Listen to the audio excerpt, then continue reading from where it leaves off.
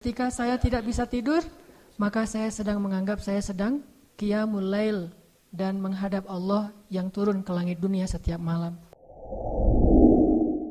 Siapa yang dalam hatinya Allah dan Rasul cukup, maka Allah akan memberikannya kecukupan dari segala sesuatu.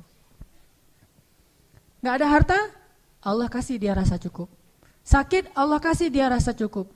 Sendiri Allah kasih dia rasa cukup. Yang membuat kita sengsara itu bukanlah kita kekurangan harta, bukanlah kita sendiri, bukan kita dalam keadaan susah atau banyak penyakit. Yang membuat kita sengsara itu hati kita tidak cukup merasa bahagia. Terlalu kecil ruangnya untuk kebahagiaan sehingga kita selalu merasa hampa. Sedangkan orang yang Allah cukupkan, mungkin dia adalah orang yang Allah uji dengan penyakit sekian belas tahun tidak sembuh seperti Nabi Ayub. Mungkin dia orang yang Allah uji dengan kehilangan orang-orang yang dia cintai seperti Nabi Yakub. Mungkin dia adalah orang yang diuji dengan harus meninggalkan orang yang paling dia cintai seperti Ibrahim. Tetapi Allah cukupkan hatinya dengan kebahagiaan. Hasbunallah. Tidak ada yang lebih berharga bagi kita daripada Allah. Maka siapapun yang memberikan hatinya lebih dulu kepada makhluk sebelum kepada Allah dan Rasul, siap-siaplah untuk sengsara dan kecewa. Berikan hati kita kepada Allah dan Rasul. Setelah itu Allah yang akan memberikan hati itu kepada orang yang paling layak untuk kita. Jadikan Allah dan Rasulullah itu cukup dalam hati kita. Setelah itu Allah akan mencukupkan segala kebutuhan kita. Masih ingat kisah kaum Ansor setelah perang Hunain? Perang Hunain itu terjadi setelah perang apa? By the way, perang Hunain namanya. Terjadi setelah perang Fathu Makkah.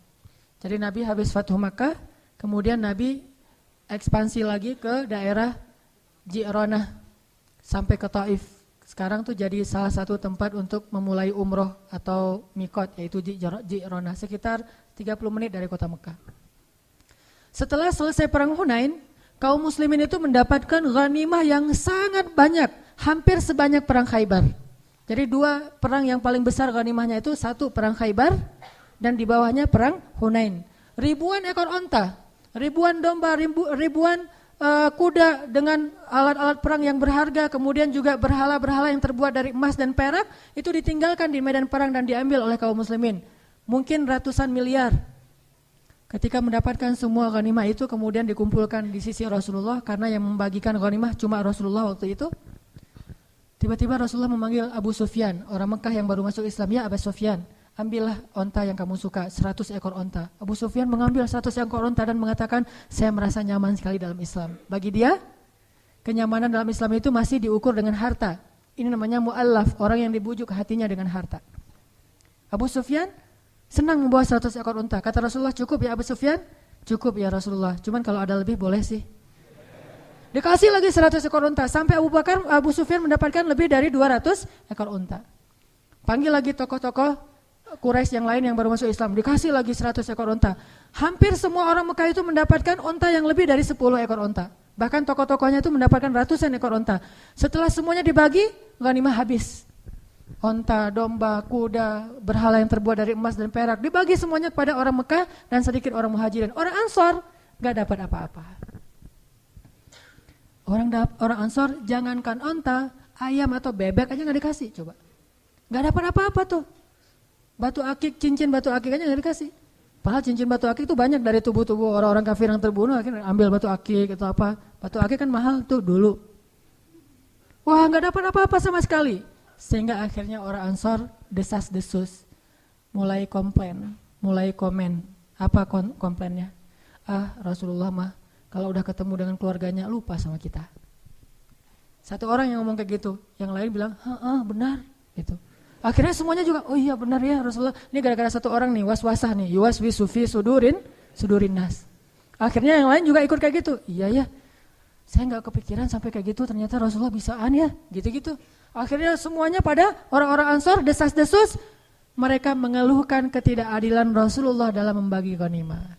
Sampai akhirnya desas-desus ini hampir membuat mereka demo gitu. Bayangin orang Ansor pengen demo, turun jalan yuk rame-rame. Siapa nih kira-kira yang jadi koordinator lapangan Korlap?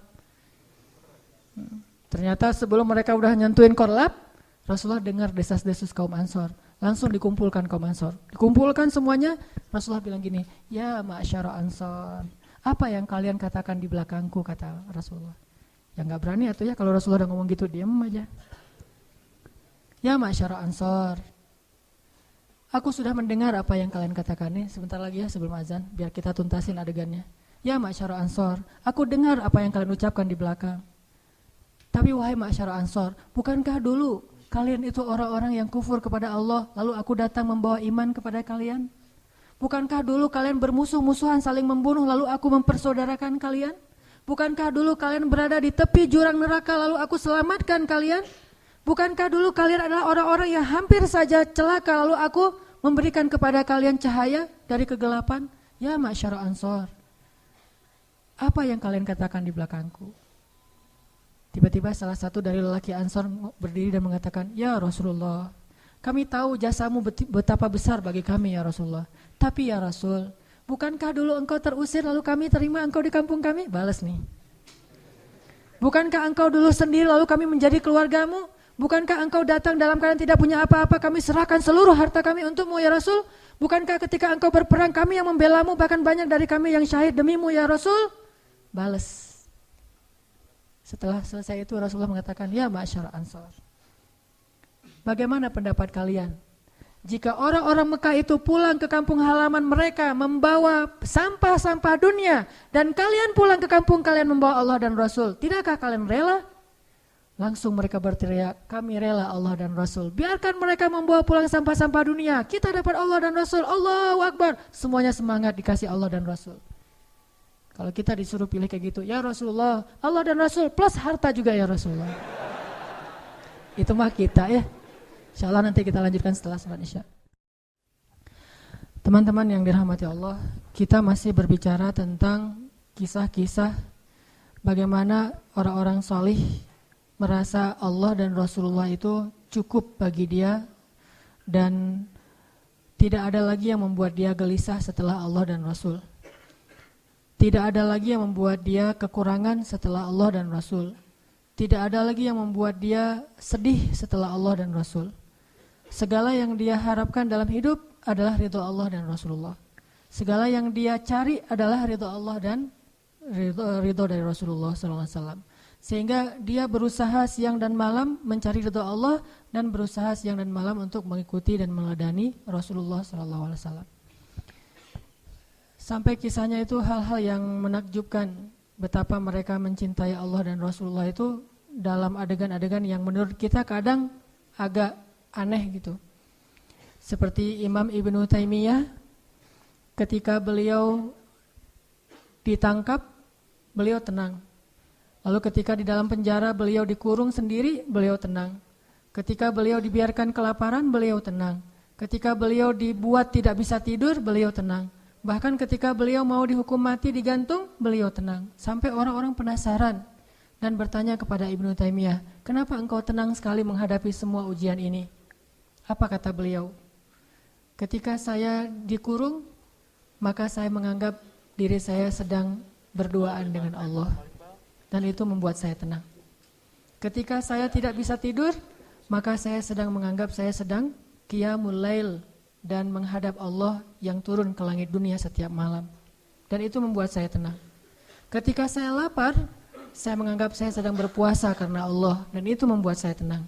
Dan kalau mereka mengancam saya untuk dibunuh, saya anggap saya mendapatkan keistimewaan syahid di jalan Allah, dan itu pun membuat saya tenang. Jadi tidak ada satupun masalah di dunia itu yang membuat dia gusar atau membuat dia panik, membuat dia putus asa, karena selalu dia merasa bersama Allah Subhanahu wa taala. Hasbunallah wa ni'mal wakil. Cukup bagi kita Allah. Teman-teman pernah nggak ngerasain kalau misalnya naik motor yang biasa pakai helm, sesekali naik motor jalan jauh nggak pakai helm, kira-kira ngerasa khawatir nggak? Hariwang nggak tuh? Hariwang kan? Hariwangnya bukan karena takut kecelakaan, takut ada razia.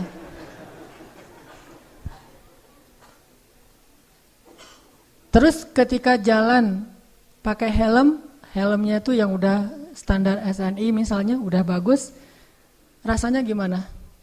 Merasa lebih tenang dengan pakai helm? tawakalnya kepada helm.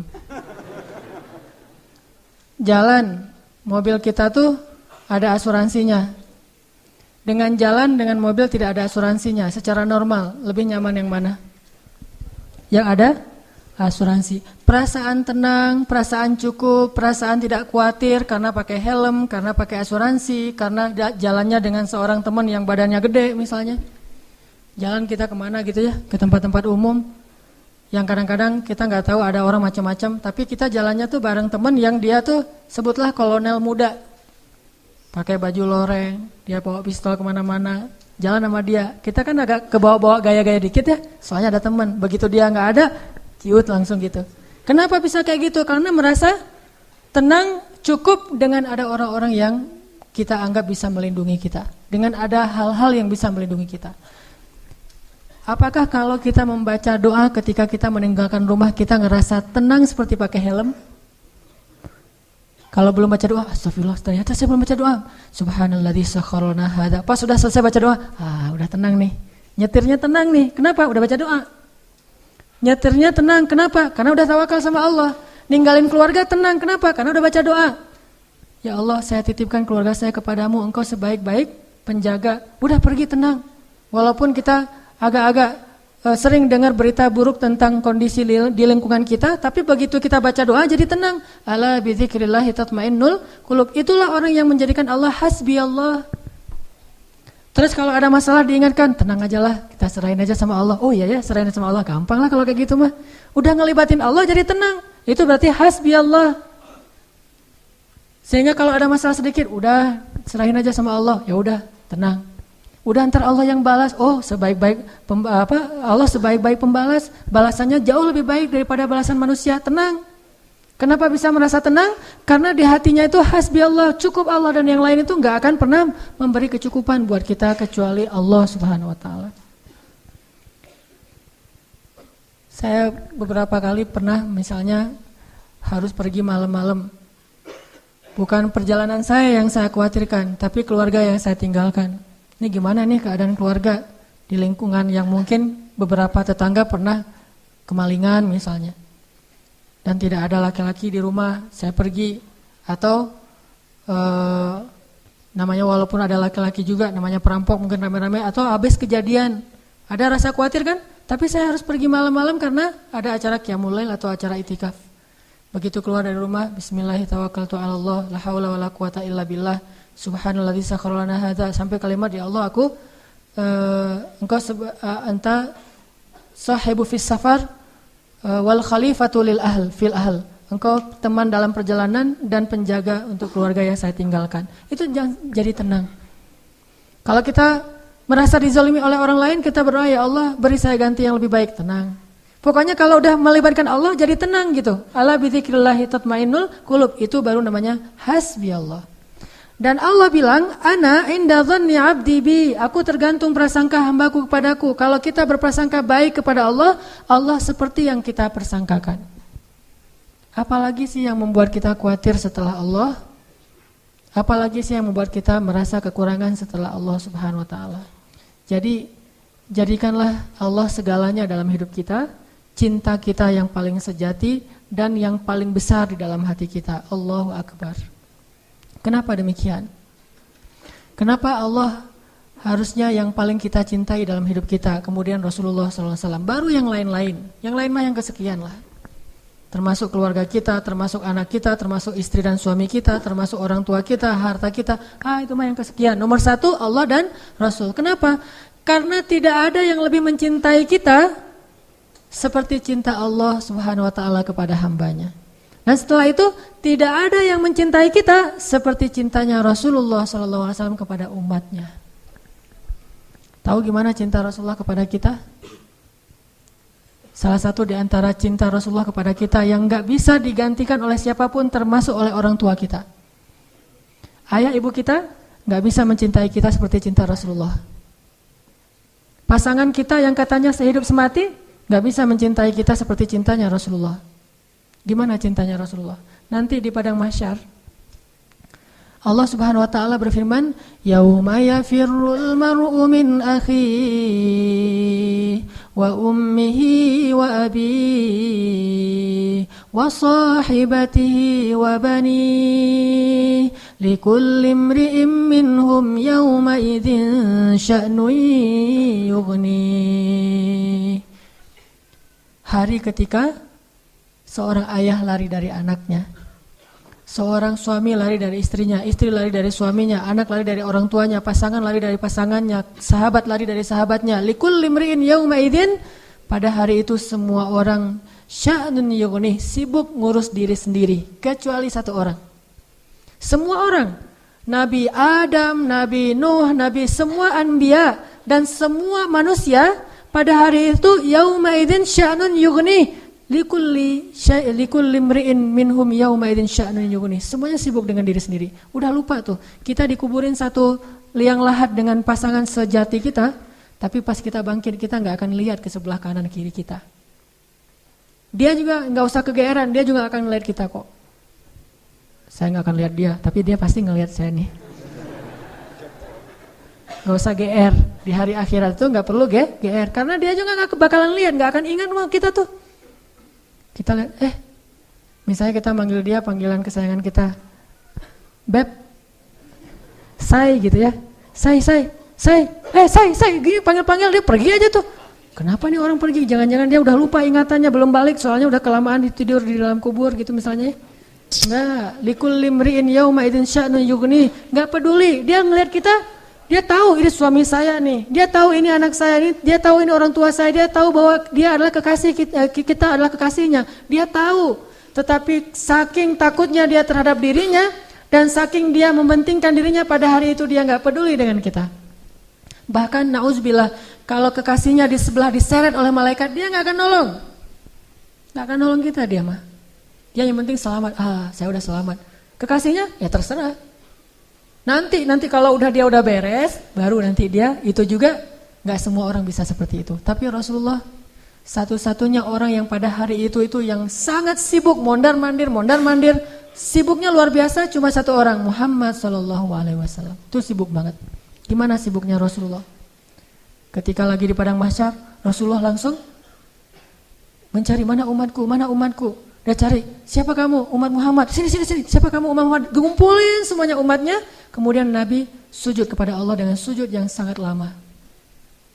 Sampai Allah mengatakan, ya Muhammad, bangkitlah dari sujudmu. Sal tu'tah, minta akan saya beri. Bangkit dari sujudmu. Ya Allah, saya tidak akan bangkit dari sujud saya sebelum saya mendapatkan apa yang engkau janjikan. Wahai Muhammad, minta. Ya Allah, berikan saya kesempatan untuk memberi minum kepada umat-umat saya. Mereka kehausan, ya Allah, kasihan mereka di bawah terik matahari.